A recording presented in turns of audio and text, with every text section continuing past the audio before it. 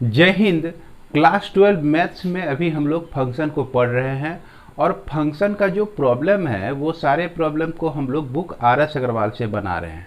अगर आप पिछला वीडियो देखे होंगे तो फंक्शन का जो एक्सरसाइज है आपका 2A, उसमें हम लोग पिछले वीडियो के माध्यम से क्वेश्चन नंबर 1 से लेकर 5 तक को सॉल्व कर चुके थे।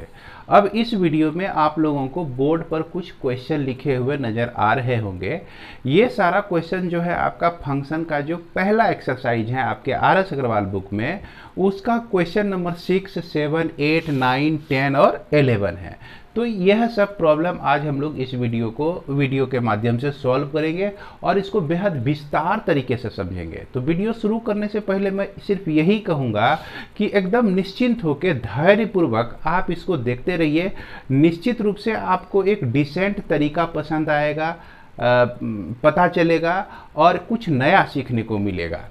तो जैसा कि यहाँ आपका क्वेश्चन नंबर 6 में कहता है कि so that the function f from r to r fx equal to x पर पावर 4 इज मैनी वन और इनटू फंक्शन।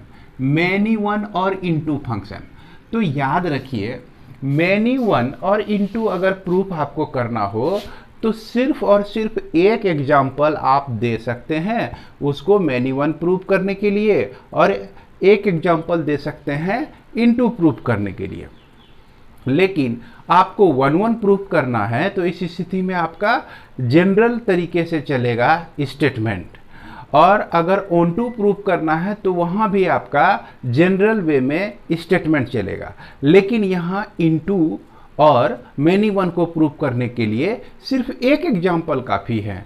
जैसे देख लीजिए, पहले हम लोग एक एग्जाम्पल देके इसको प्रूफ करेंगे, वह भी हमारा शुरू सही ही होगा, और इसको जनरल वे में भी प्रूफ करेंगे, दोनों तरह से प्रूफ करेंगे। तो सबसे पहला मेरा टारगेट है इसको मैनी वन प्रूफ करना। क्या प्रूफ करना? मैनी वन प्रूफ करना।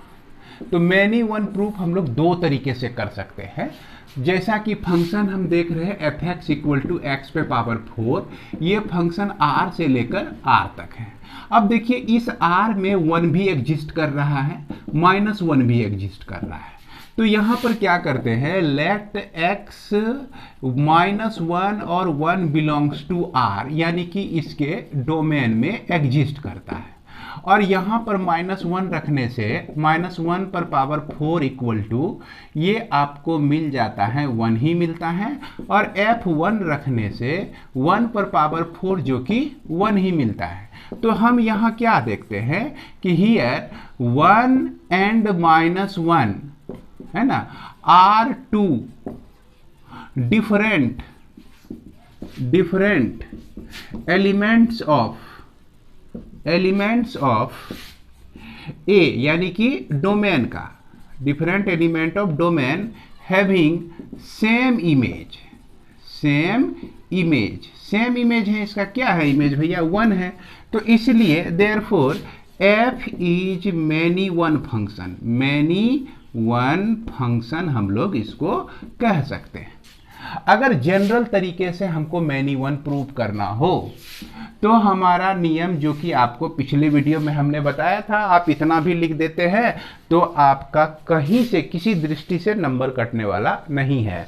इसके बाद हम जनरल वे में क्या लिखते हैं कि लेट x1 और x2 जो है इस रियल नंबर का 2 एलिमेंट है। अब इसमें क्या होता है कि अगर fx1 इक्वल टू fx2 हो और इससे हमको x1 इक्वल टू x2 सिर्फ मिले तो इस स्थिति में ये 1-1 होता है। लेकिन देखते हैं क्या मिलता है हमको। x1 कहने का मतलब x1 पे पावर 4 इक्वल टू x2 पर पावर 4 लिख सकते हैं। अब इसको देखिए x1 माइनस x2 दोनों पर पावर 4 इक्वल टू ये आपका 0 हो गया। इसको आप x1 square minus plus x2 का स्क्वायर एक बार लिख सकते हैं, x1 का स्क्वायर माइनस x2 का स्क्वायर एक बार लिख सकते हैं। अब इसको देखिए x1 का स्क्वायर प्लस x2 का स्क्वायर इस तरह से लिखें, x1 प्लस x2 फिर लिखेंगे, x1 माइनस x2 लिखेंगे। अब देखिए इससे जो हमारा x1 का वैल्यू आएगा यह तो x2 आ जाएगा, इससे जब हम x1 का वैल्यू निकालते हैं तो यह माइनस आपका x2 आता है, और इससे कुछ ना कुछ वैल्यू आएगा, हो सकता है इमेजिनरी वैल्यू आए, कुछ भी वैल्यू आए। तो इस तरह से देखते हैं कि x1 का बहुत सारा वैल्यू हमारा आ जाता है। सिर्फ ऐसा नहीं है कि यह x1 इक्वल टू x2 है, और यहाँ पर हमको इसको भी लेना पड़ेगा, इसको भी लेना पड़ेगा, क्योंकि यह भी x2 आपका इसके कोडोमेन में एग्जिस्ट कर रहा है, और यह जो निगेटिव नंबर है x2 यह भी इसके कोडोमेन में एग्जिस्ट कर रहा है। तो इसका मतलब क्या हो गया कि यहाँ पर ये 1-1 के कंडीशन को सेटिस्फाई नहीं कर रहा है, इसके और भी बहुत सारे एलिमेंट इस तरह के पॉसिबल है, इसीलिए हम इसको therefore f is many one function कहेंगे, मैनी वन फंक्शन कहेंगे। जैसा कि हमने अभी तुरंत बताया, अब आपको क्या दिखाना है, इनटू फंक्शन दिखाना है। तो इनटू फंक्शन के लिए सिर्फ एक एग्जांपल आपका काफ़ी है। जैसे एक एग्जांपल काफ़ी कैसे है, अब जैसे देखिए इनटू फंक्शन हमको दिखाना है, और ये फंक्शन दिमाग में रखिए, x पे power f(x) equal to x पे पावर 4 है आपका, और इनटू फंक्शन जो होता है यह आपका कोडोमेन के तरफ से सोचा जाता है। जैसे कि यह function f(x) equal to x पे पावर 4 है, और यहाँ पर हमको दिखाना है, इनटू दिखाना है, तो इसको y इक्वल टू x पे पावर 4 लिख सकते हैं, और यह x इक्वल टू y पर पावर 1/4 लिख सकते हैं। इसको आप लिख सकते हैं फोर्थ रूट ऑफ y लिख सकते हैं, फोर्थ रूट ऑफ y लिख सकते हैं। अब यहाँ पर क्या करना है कि y जो है आपका कहाँ से आता है, इस कोडोमेन से आता है। कोडोमेन का कोई एक वैल्यू यहाँ पे रख के देखिए, क्या उस वैल्यू को रखने से इस x का कोई वैल्यू आपको मिलता है जो कि आपका रियल नंबर है? तो ऐसा नहीं है। जैसे हम y के जगह पर y इक्वल टू -4 लेते हैं, जैसे मान लीजिए -4 ले लिए, ये आपका क्या है, कोडोमेन का एलिमेंट है, पक्का कोडोमेन का एलिमेंट है, इसमें कोई शक नहीं है। लेकिन यहाँ पर x जो है फोर्थ रूट ऑफ 1/4 लिखेंगे, फोर्थ रूट ऑफ -4, ये जो है कभी भी आपका एलिमेंट हो ही नहीं सकता है, x के बराबर ये हो ही नहीं सकता है। इट मीन्स डोमेन का यह एलिमेंट हो ही नहीं सकता। x हमारा क्या है, डोमेन है, डोमेन का एलिमेंट हो ही नहीं सकता है, क्योंकि 1/4 रूट ऑफ -4 जो है इमेजिनरी नंबर है। इमेजिनरी नंबर जो है हमारा इस रियल नंबर में एग्जिस्ट करता ही नहीं है। तो इसका मतलब क्या हो गया कि एक ऐसा एलिमेंट हमको मिला इसके कोडोमेन में जिसका प्री इमेज है ही नहीं। कौन सा एलिमेंट, वो -4। इस तरह से बहुत सारे एलिमेंट है, -5, -6, -7, -8, बहुत सारे ऐसे एलिमेंट मिल जाएंगे आपको जिसका प्री इमेज आपको इसमें नहीं मिलेगा। तो want to होने के लिए क्या कंडीशन है, every element of B has at least one pre image in A। तो यहाँ पर एक भी प्री इमेज होने का चांस नहीं, वहां तो want to होने के लिए एक कम से कम प्री इमेज होना चाहिए। तो यहाँ एक भी प्री इमेज नहीं मिल रहा है। किसका नहीं मिल रहा है, ये -4 का नहीं मिल रहा है। तो इसीलिए हम इसको क्या कह देंगे, देयरफॉर f इज कैसा फंक्शन हो जाएगा, इनटू फंक्शन हो जाएगा। कौन सा फंक्शन हो जाएगा, इनटू हो जाएगा। f यह जो फंक्शन है आपका इनटू हो जाएगा। तो उम्मीद करते हैं कि यह आपको समझ में आ गया होगा। अब हम लोग देखते हैं क्वेश्चन नंबर 7 में। तो क्वेश्चन नंबर 7 में देखिए, सो दैट द फंक्शन f जो है R है, f(x) इक्वल टू x पर पावर 5 है, इज 1-1 और इनटू फंक्शन है। 1-1 भी है और इनटू फंक्शन भी।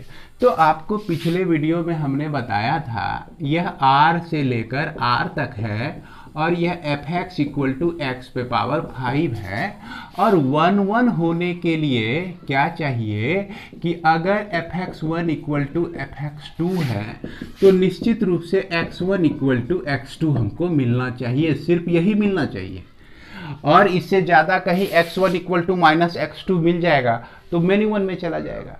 अब यहाँ पर चेक करते हैं हम लोग कि यह fx1 है, मान लीजिए यह आपका x1 वेयर है ना, x1 और x2 जो है क्या एलिमेंट है, इस R का एलिमेंट है जो कि आपका डोमेन है। डोमेन से दो एलिमेंट उठाएं और इसमें हम लोग रख दिए, तो x1 पे पावर 5 इक्वल टू x2 पर पावर 5, तो यह आपका x1 पर पावर 5 माइनस x2 पर पावर 5 इक्वल टू 0 हो जाता है। हम करते हैं कि यह कोशिश करते हैं कि क्या इसका x1 माइनस x2 इसका फैक्टर है कि नहीं।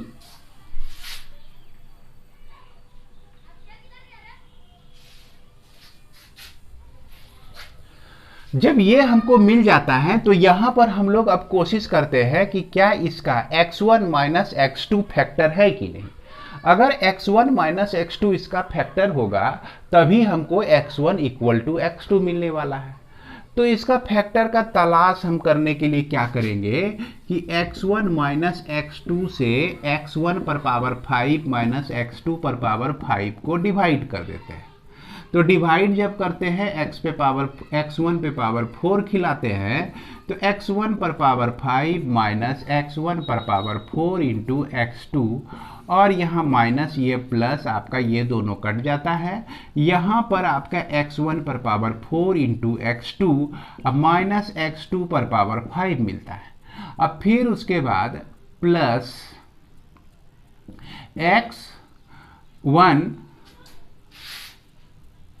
x1 पर पावर 3 इंटू x2 लेते हैं हम लोग। अब इसको इससे मल्टीप्लाई करते हैं तो x1 पर पावर 4 इंटू x2 मिल जाता है, और यहाँ इसको मल्टीप्लाई करेंगे तो x1 का क्यूब इंटू x2 का स्क्वायर मिल जाता है ये। तो इस तरह से यहाँ पर यह जो है आपका कट गया। कटने से हमको x1 का क्यूब इंटू x2 का स्क्वायर माइनस x2 पर पावर 5 मिल जाता है। अब अगला स्टेप में हम किससे खिला देंगे, प्लस x1 का स्क्वायर और x2 का स्क्वायर से, दोनों का स्क्वायर ले लेते हैं। तो x1 का स्क्वायर जब x1 से मल्टीप्लाई हो जाएगा, x1 का क्यूब इंटू x2 का स्क्वायर माइनस x1 का स्क्वायर इंटू x2 का पावर 3 मिल जाएगा। यहाँ पर फिर से हम देखते हैं कि यह कैंसिल हो गया। x1 का स्क्वायर इंटू x2 का क्यूब माइनस x2 पर पावर 5 हो गया। अब अगले स्टेप में x1 इंटू x2 का क्यूब से हम लोग इसको मल्टीप्लाई करते हैं, तो यहाँ पर हमको मिलता है x1 का स्क्वायर इंटू x2 का क्यूब मिल जाता है, माइनस फिर उसके बाद x1 इंटू x2 पर पावर 4 मिल जाता है। ये माइनस ये आपका प्लस यहाँ पर कट गया। इसके बाद जो है x1 इंटू x2 पर पावर 4 माइनस x2 पर पावर 5, और अगला स्टेप जो है x2 पर पावर 4 से हम खिला देते हैं, तो x1 इंटू x2 पर पावर 4 माइनस x2 पर पावर 5, तो देखिए ये जो है आपका कट के क्या हो गया, 0 हो गया। 0 होने का मतलब क्या हो गया कि इसका जो फैक्टर है x माइनस 1 है, यानी कि इसको हम क्या लिख सकते हैं, x1 माइनस x2 इंटू यह आपका x1 पर पावर 4 प्लस x1 का cube into x2 plus x1 into x2 का स्क्वायर, हटाइए इसको, हमको ज़रूरत ही नहीं है अब, है ना। अब into plus x1 into x2 का क्यूब प्लस x2 पर पावर 4 इक्वल टू 0 मिल जाता है। अब क्या देखते हैं कि यहाँ कहेंगे कि either x1 minus x2 equal to 0, और यह जो आपका x1 पर power 4 plus x1 cube x2 है प्लस x1 x2 का स्क्वायर है प्लस x1 x पे पावर 3 है प्लस x2 पर पावर 4 इक्वल टू 0 है। ये जो एक्सप्रेशन मिल रहे हैं इससे आप अगर x और y का वैल्यू निकालते हैं तो यहाँ पर किसी भी रूप में x1 माइनस x2 जो है इसका फैक्टर हो ही नहीं सकता है। x माइनस x2 जो है या x प्लस x2 जो है इसका फैक्टर हो ही नहीं सकता है। अगर आप इसको डिवाइड करते हैं तो देखेंगे कि x1 प्लस x2 जो है इसका फैक्टर नहीं हो सकता है, और इसका जो भी सॉल्यूशन होगा x1 का वैल्यू x2 के टर्म में वो सारा आपका इमेजिनरी आएगा। तो इसीलिए हमको इसको क्या करना पड़ेगा, नेग्लेक्टेड करना पड़ेगा, है ना। इसको क्या करना पड़ेगा, नेग्लेक्टेड करना पड़ेगा। हालांकि इसके अंदर जो है इतना सारा रहस्य छिपा हुआ है, अभी भी यह रहस्य मिटा नहीं है। अभी भी जब इसको आप सॉल्व करेंगे, x1 का जो वैल्यू मिलेगा x2 के टर्म में, वो सारा आपका इमेजिनरी वैल्यू होगा, पहली बात। दूसरी बात कि x1 प्लस x2 जो है इसका फैक्टर होगा ही नहीं, तो इसलिए इमेजिनरी जब निकलेगा, इमेजिनरी का तो कोई मान ही नहीं है, इमेजिनरी को तो हम नहीं ले सकते हैं। इमेजिनरी चूंकि r रियल नंबर है, रियल नंबर हमको मिलना चाहिए। इमेजिनरी नंबर अगर मिलेगा तो हम एक्सेप्ट ही नहीं करेंगे उसको, बात समझ में आ रही है, उसको एक्सेप्ट ही नहीं करेंगे, क्योंकि यहाँ पे हमको दिया गया है क्या है, real number two real number दिया गया है, इसलिए भी हम इसको नेग्लेक्ट कर देते हैं। फाइनली हमको यहाँ इससे मिल जाता है x1 इक्वल टू x2 मिल जाता है। देयरफॉर यहाँ लिखेंगे f इज 1 1 लिख देंगे। क्लियर है। अब हमको देखना है क्या कि इसको प्रूव करना है कि यह इनटू फंक्शन है कि नहीं। तो इनटू फंक्शन प्रूव करने के लिए सिर्फ एक एग्जाम्पल काफी है कि नहीं, सिर्फ क्या है, एक एग्जाम्पल काफी है। अब देखा जाए कि हम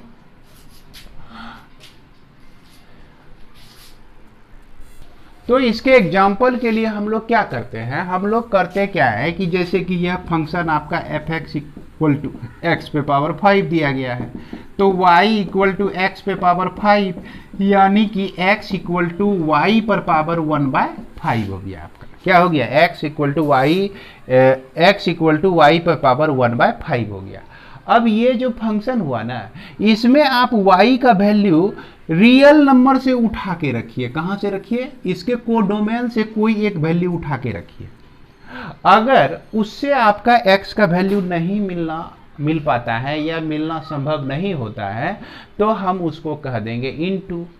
अब देखिए, अगर हम यहाँ पर ऐसा कर दें कि 32 को उठा लें और इसके बाद 1/5 इस पर पावर दे दें। 32 तो आपका क्या है, रियल नंबर ही है, तो इसका तो वैल्यू निकल जाएगा। देखिए 2 पर पावर 5 इंटू 1/5 है, 5 कट गया तो यह 2 आ गया, यानी x का वैल्यू हमको मिल गया। लेकिन यहाँ पर ऐसा रखना है, सब वैल्यू को ना हम मान्यता देंगे। इसमें जैसे देखिए रियल नंबर में आपका क्या है, -1 -2 -3 ये सब आता है, तो इसलिए हम -2 को रख के सोचते हैं कि भैया इसका प्री इमेज है कि नहीं। तो जैसे x का वैल्यू आप निकालना चाहिएगा, y का वैल्यू -2 पर रखकर, तो ये आपका इमेजिनरी आ जाएगा। कैसा आ जाएगा, इमेजिनरी आ जाएगा। इसका मतलब कि -2 बिलोंग्स टू r, यानी कि कोडोमेन में एग्जिस्ट करता है, हैविंग नो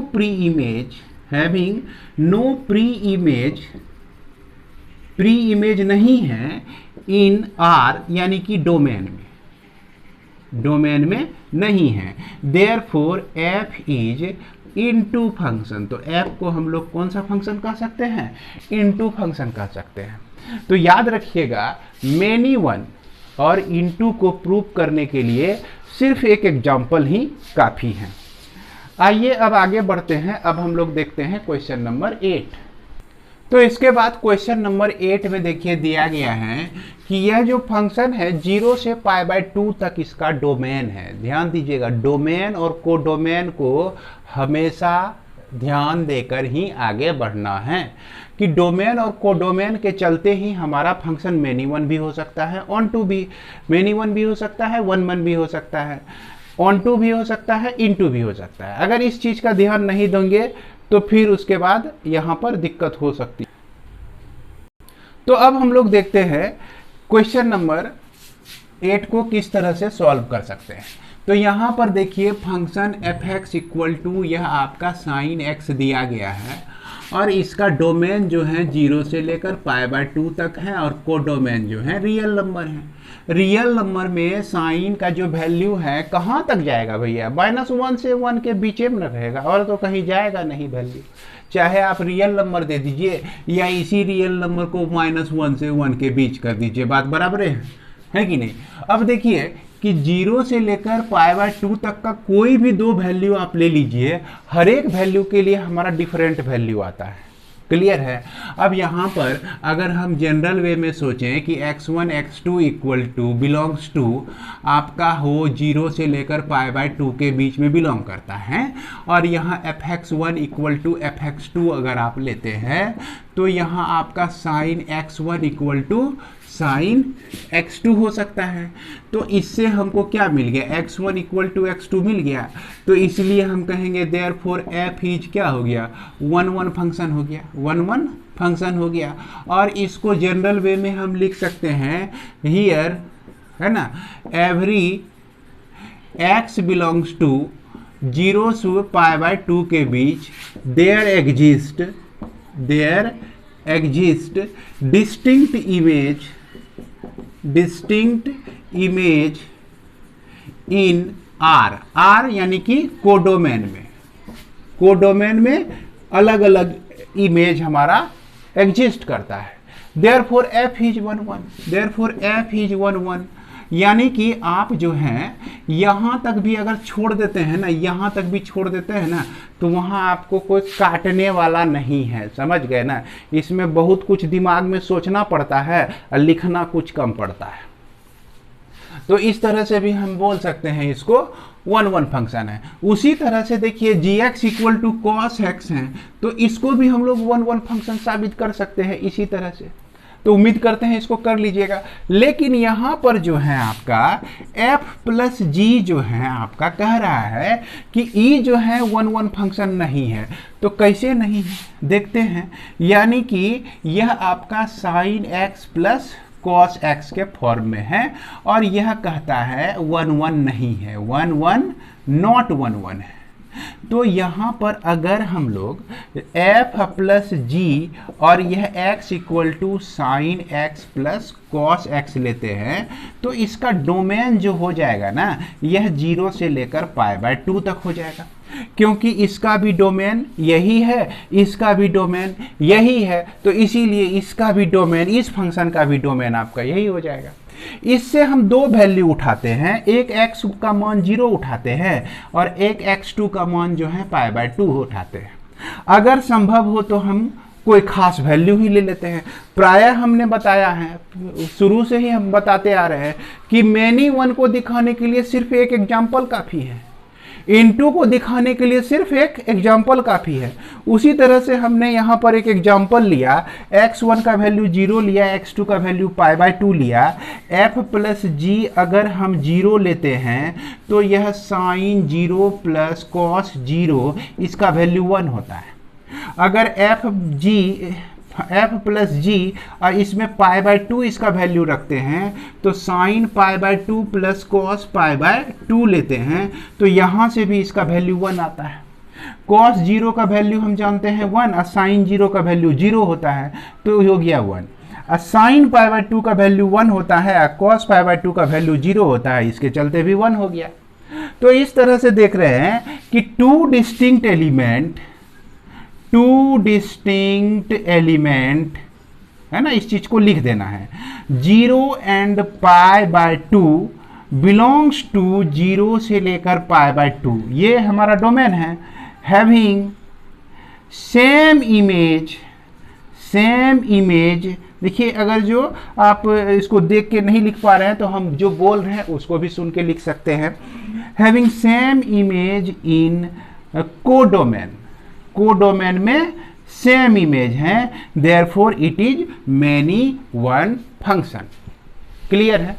अब इसके बाद तो अब आइए हम लोग क्वेश्चन नंबर 9 को देखते हैं। 9 में देखिए कह रहा है कि so that the function f natural number to natural number, इसमें जो है डोमेन नेचुरल नंबर है, कोडोमेन आपका नेचुरल नंबर है। fx equal to x square is 1 into function है, और संजोग से देखिए यहाँ भी fx equal to x square, लेकिन यह मैनी वन फंक्शन और इनटू फंक्शन है।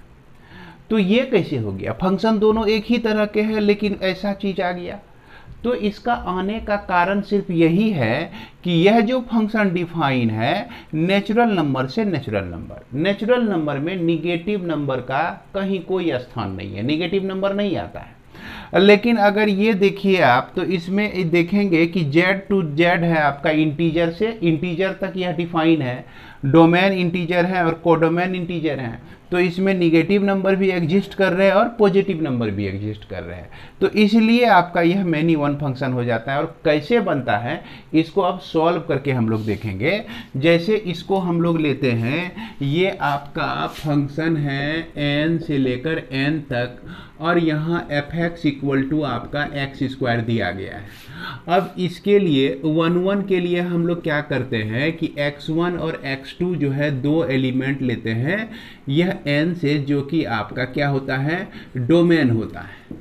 अब यदि ऐसा हो जाए कि fx1 इक्वल टू fx2 और यह इम्प्लाइज कर दे x1 इक्वल टू x2, तो हालांकि यह कहेगा कि भैया हम यहाँ कहेंगे कि x1 का स्क्वायर लिखिए और यहाँ x2 का स्क्वायर लिखिए। अब इसको जिस तरह से सॉल्व करते आ रहे हैं हम लोग, x1 का स्क्वायर माइनस x2 का स्क्वायर इक्वल टू 0 लिखेंगे, और यहाँ लिखेंगे x1 माइनस x2 एक बार, और एक बार लिखेंगे x1 plus x2 equal to 0 लिखेंगे। अब इससे x का वैल्यू जो है हमको x1 इक्वल टू x2 मिल जाता है, और यहाँ x1 का वैल्यू जो है माइनस x2 मिलता है। अब ये देखिए, ये जो चीज़ है यहाँ पर हमको नेगलेक्ट करना पड़ेगा, नेगलेक्टेड, इसको नेगलेक्ट करना पड़ेगा, क्योंकि यह चीज़ जो है नेचुरल नंबर में बिलोंग नहीं करता है। निगेटिव का कोई भी नंबर नेचुरल नंबर में बिलोंग नहीं करता है। तो बचा क्या, यही न बच गया।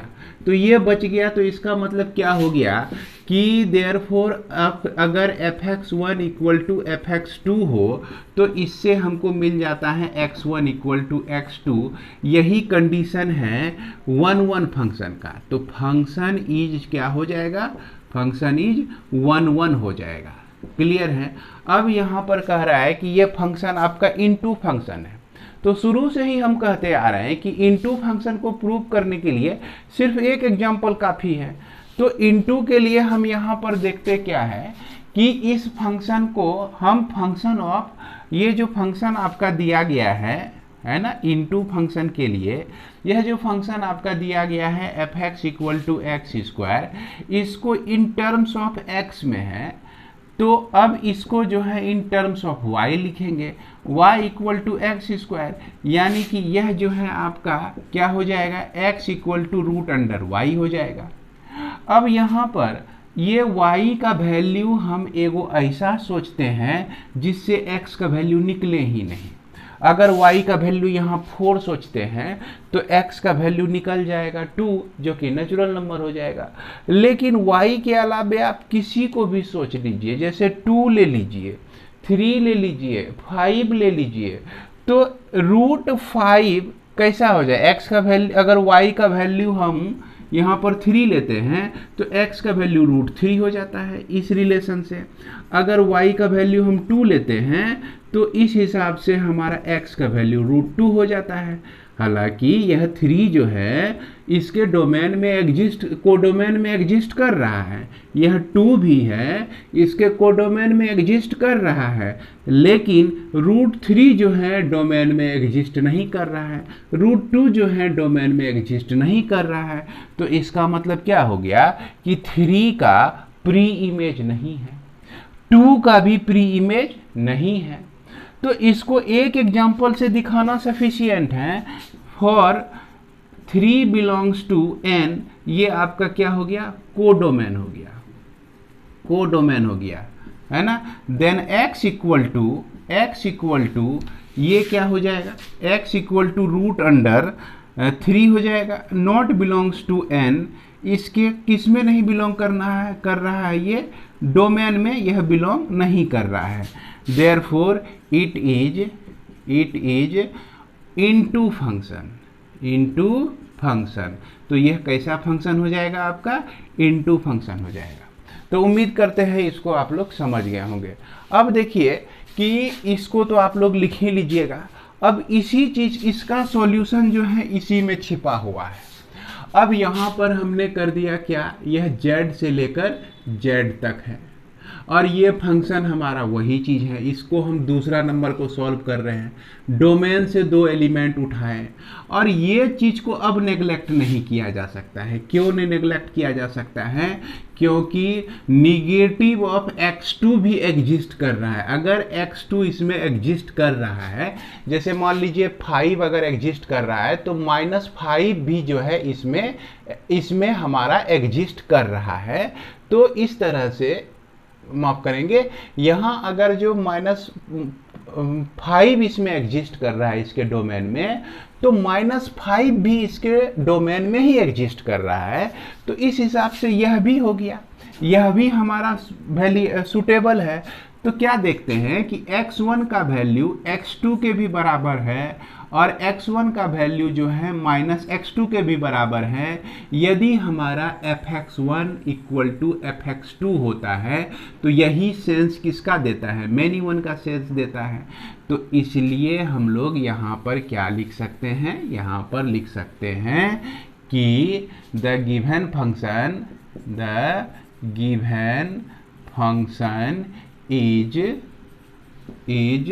Many one. अब मैनी वन को दिखाने के लिए एक चीज आपको और हम बताए थे कि आप कोई एक एग्जाम्पल लेकर भी इसको मैनी वन बोल सकते हैं।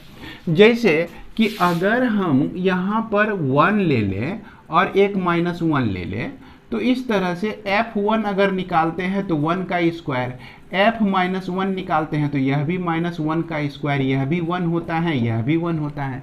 तो here 2 different element having same image in its codomain, therefore it is many one function. तो जनरल वे से आपको दिखाना है तो इस रूल को फॉलो कीजिए, और स्पेसिफिक वे से दिखाना है तो इस रूल को फॉलो कीजिए, और दोनों ही रूल आपका बिल्कुल क्लियर है, कहीं कोई डाउट नहीं है।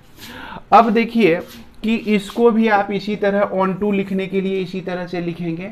अब यहाँ पर हम लोग क्या देते हैं? 3 लेते हैं। अगर y का वैल्यू 3 लेते हैं इसके कोडोमेन से, तो √3 आता है। तो √3 जो है इसके डोमेन में एग्जिस्ट कर ही नहीं रहा है, क्योंकि √3 आपका कैसा नंबर है? इरेशनल नंबर है। माफ करेंगे, √3 कैसा नंबर है आपका? रेशनल नंबर है। और रेशनल नंबर जेड में बिलोंग करता है? नहीं करता है। तो देखिए कि एक 3 जो है, जो कि आपका जेड में बिलोंग करता था, यानी कोडोमेन में था, लेकिन उसके चलते जो नंबर मिला हमको x का, जो कि √3, इसके डोमेन में एग्जिस्ट नहीं करता है। तो इसका डेफिनेशन है 1/2 का डेफिनेशन क्या कहता है? Every element of its domain has at least 1 pre image in domain. Codomain का हर एक एलिमेंट का कम से कम एक प्री इमेज होना चाहिए, और यहाँ एक को प्री इमेज नहीं है। देख लीजिए 3 का प्री इमेज नहीं है भैया, ये तो √3 आ गया जो कि इरेशनल नंबर हो गया। और यहाँ तो आपका जेड है, जो कि जेड इंटीजर है। इंटीजर में कौन कौन से नंबर आते हैं आपको पता ही है। तो इसलिए हम कह सकते हैं कि it is into function. Clear है? ठीक उसी तरह से क्वेश्चन नंबर 10 में भी देखिए वही सिचुएशन है। यहाँ पर आपका दिया गया है n से लेकर n तक जो है x3, जो कि 1 फंक्शन है और इनटू फंक्शन है। इसके बाद इसमें z से लेकर z तक यह भी 1 और इनटू फंक्शन है। अब ये कैसे हो गया? ये इसलिए हुआ कि यहाँ पर हमारा फंक्शन भी जिम्मेवार होता है 1 और ऑन टू इनटू होने के लिए। अब इसका यहाँ चीज़ देखा जाए कि ये हमारा फंक्शन जो है fx = x³ दिया गया है। यहाँ पर function from n to n दिया गया है। यह fx = x³ दिया गया है।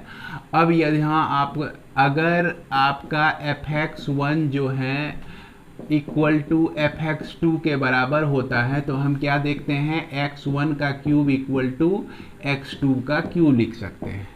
ये आपका x1 का क्यूब - x2 का क्यूब लिखकर इसको आप किसके बराबर कर दीजिए, 0 के बराबर। ए क्यूब माइनस बी क्यूब का फॉर्मूला याद कीजिए, x1 माइनस x2 इंटू होता है x1 का square plus x1 into x2 plus x का 2 का square equal to 0।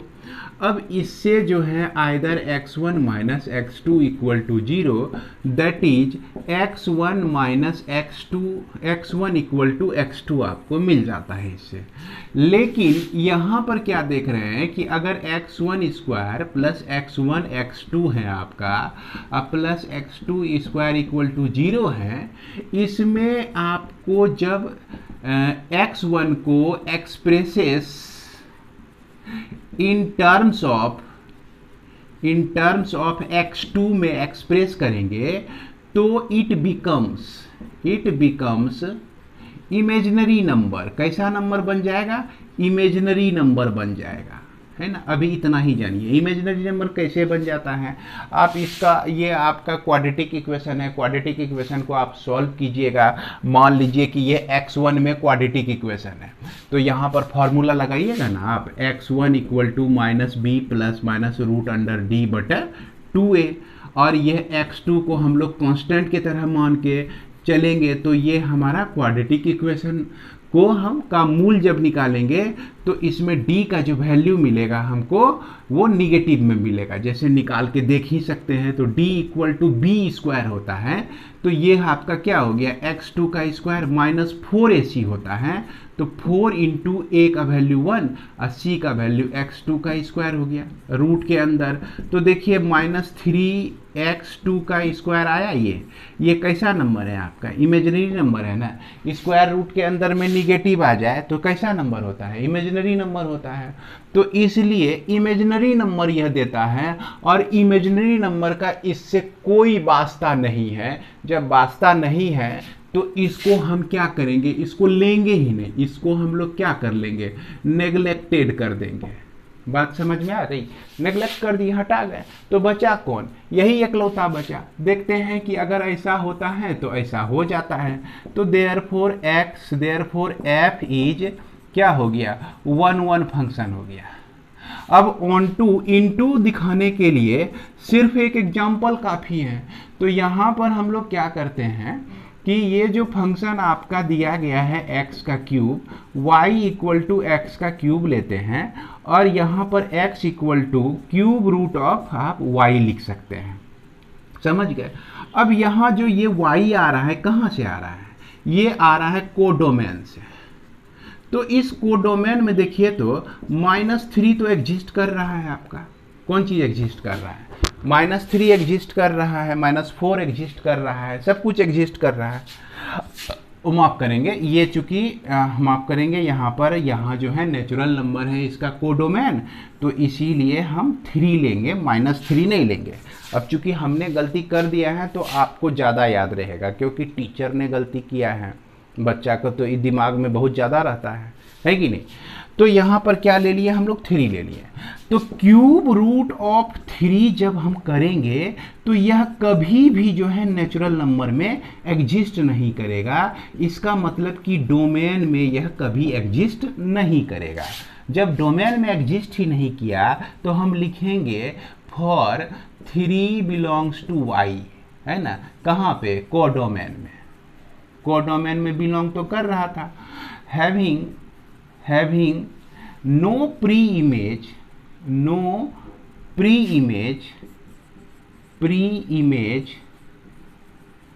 in domain में जो है इसका प्री इमेज नहीं है, देयरफॉर इट इज क्या हो जाएगा, इनटू फंक्शन हो जाएगा। कैसा हो जाएगा, इनटू हो जाएगा। ठीक उसी तरह से यह भी आपका 1 इनटू प्रूफ आप कर सकते हैं, सेम तरीके से प्रूफ कर सकते हैं, कुछ आपको चेंज करने की जरूरत नहीं है। सिंपल आप यहाँ पर क्या लिख दीजिए, ये आपका z से लेकर z तक, और z में जो है हमारा इमेजिनरी नंबर एग्जिस्ट नहीं करता है, तो ये पार्ट इसके लिए भी हट जाएगा। और इसमें जो है 3z में एग्जिस्ट करता है, लेकिन 3 के चलते जो है आपका, है ना, क्यूब रूट ऑफ 3 3 के चलते जो है आपका ये जो क्यूब रूट ऑफ 3 मिला, जो कि z में भी एग्जिस्ट नहीं करता है, तो यहाँ z आप लिख देंगे, है कि नहीं। यहाँ क्या लिख देंगे, z लिख देंगे, यहाँ क्या लिख देंगे, है ना। इस तरह से आप लिखकर सेम वे में इसको भी प्रूव करके दिखा सकते। तो अब इसके बाद हमारा बच जाता है क्वेश्चन नंबर 11। ये कहता है कि show that the function r to r fx equal to sine x is neither 1 1 और नॉर ऑन टू।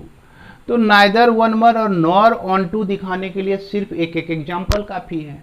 अब यहाँ पर हम लोग क्या करते हैं कि यह जो function from r to r दिया गया है, यह क्वेश्चन नंबर 11, और यहाँ fx इक्वल टू आपका दिया गया है साइन x। तो x का दो वैल्यू हम लोग ले लेते हैं, एक लेते हैं π/3 और दूसरा लेते हैं 2π/3 ले लेते हैं। तो यहाँ पर एक x1 हो गया और ये आपका x2 हो गया, 2π/3 ले लेते हैं। तो अगर fx1 इक्वल टू fx2 करते हैं, है ना, तो साइन क्या लिखेंगे, π/3 इक्वल टू साइन 2π/3 लिखेंगे। अब याद कीजिए, साइन π/3 कहने का मतलब 60 डिग्री, तो साइन 60 का वैल्यू क्या होता है ये आप लोग जानते हैं, है कि नहीं, वो √3/2 होता है, √3/2 होता है। अब यहाँ पर देखिए कि 120 हुआ, इसका मतलब 2 × 180/3 हो गया, 3 यानी कि 120 हो गया। 120 साइन 120 का वैल्यू आपको निकालना है, तो साइन 90 प्लस क्या लिखेंगे, 30 लिखेंगे। इसमें रेशियो चेंज हो जाएगा तो cos 30 आ जाएगा। cos 30 का वैल्यू √3/2, यानी कि इसका भी वैल्यू क्या हो गया, √3/2 हो गया। अब यहाँ क्या देख रहे हैं हम लोग कि ये दोनों जो है आपका बराबर आ जाता है, इस दोनों का जो वैल्यू है आपका बराबर हो जाता है। लेकिन हम इसमें क्या देख रहे हैं कि इसमें क्या देख रहे हैं कि x1 not equal to x2 है, फिर भी fx1 इक्वल टू fx2 जो है आपका ये क्या आ जाता है, बराबर आ जाता है।